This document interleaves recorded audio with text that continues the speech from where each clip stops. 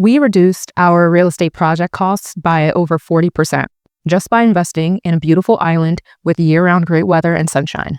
And we've actually done it. We're not a billion-dollar fund or a Fortune 500 developer. We're a real estate couple using Puerto Rico's tourism tax credits, specifically under Act 60, to make smart hospitality investments work. And the best part? The same incentives used by major hotel chains are also available to developers like us.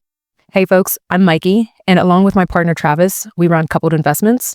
We built real estate projects in the continental US and now Puerto Rico.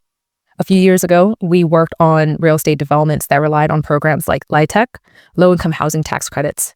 And those were great for those affordable housing projects, but the compliance and structure made them really hard to navigate, especially without a large team. When we moved to Puerto Rico, we learned about the tourism tax credits. These tax credits operate pretty differently, in a good way. They're easier to access, they're more flexible, and they're powerful for both big and small projects. We did some research, we went through the application process ourselves, and eventually used the tourism incentives to turn a small multifamily into a B&B with short-term rentals. That experience gave us the momentum to go bigger. We're now developing a boutique hotel, and these same incentives are part of our capital plan. In this video, I'll walk through how the credits work, how we've used them, and what to consider if you're exploring a similar path. Act 60 is Puerto Rico's main incentive law. It brought together several earlier laws like Acts 20, 22, and 74, all into one unified code that supports different industries. Chapter 5 of that law focuses on tourism, and that's what we'll talk about today.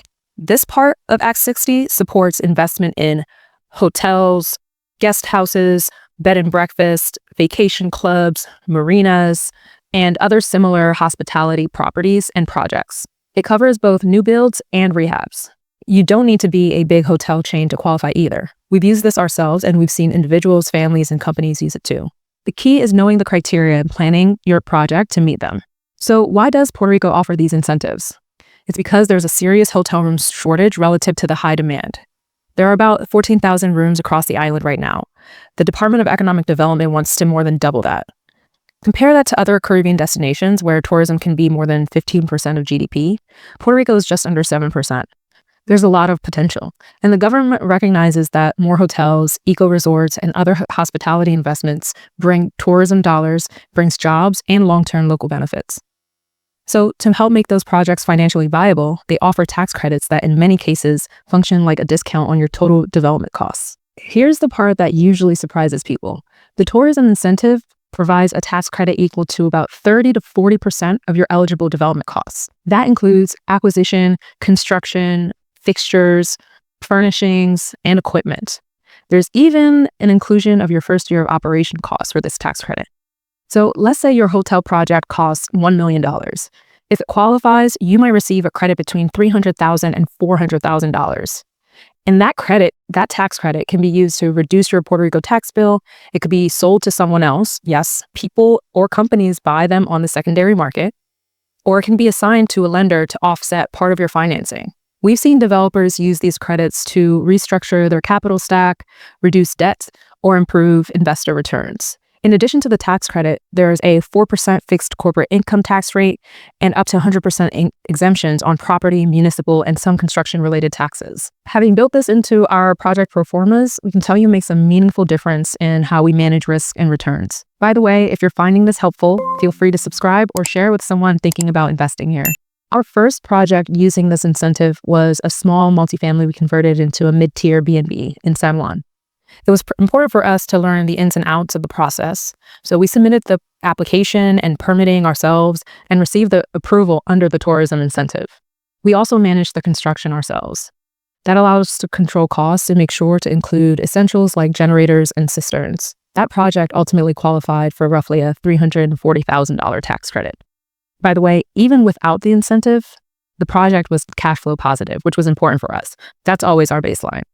In terms of its actual performance, in the first year, we saw around 75% occupancy with an average nightly rate above $200.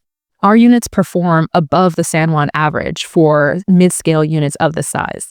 Going through the acquisition, financing, construction, and property management on this project helped us validate a lot of the information and research we were collecting. We built a team, and we were able to test this product on the market.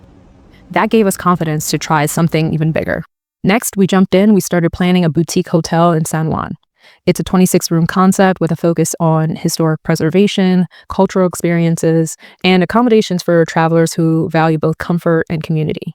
We're targeting groups of travelers, families, remote workers, and visitors looking for something more unique. And we're applying the same tourism credit structure to this project. It's a bigger project, but the principle is the same.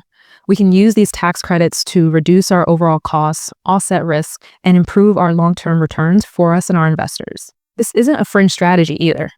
The Marriott in Ponce in the south of Puerto Rico, it's a major redevelopment, and they secured over $16 million in tax incentives under the same program just this year. Our project is smaller, but we're incentivized to do the same and go after these tax credits as well. These incentives are helpful, but you have to do it the right way as they aren't automatic.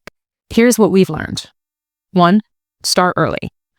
You need to apply before acquisition or very early in development, and you can't typically apply retroactively. 2, not every expense qualifies and documentation matters. So only costs that are allowable are covered. You really need to keep good records and good accounting to help you avoid issues later. 3, timing matters. Credits are paid out in phases, not all at once. You'll need to plan your cash flow around that. 4, oversight is increasing. That includes application timing, permitting, and cost validation. Be prepared for that. 5, your team matters. Legal, tax, and permitting professionals who understand this process can save you a lot of time and reduce mistakes. It's not a plug-and-play strategy, but it is a strong tool if used well. This incentive is not going to be a good fit for every investor, but it might be a good fit if you're looking for access to vacation assets that you can also earn from, or you're curious about small short-term rental or hotel projects but unsure about the startup costs, or you're wanting to diversify into long-term real estate in a warm climate. For us, it met all of our criteria, and we wanted to create beautiful spaces, build wealth, and ultimately participate in a global investment landscape that hasn't always been built for people like us. We're also opening up these opportunities for others.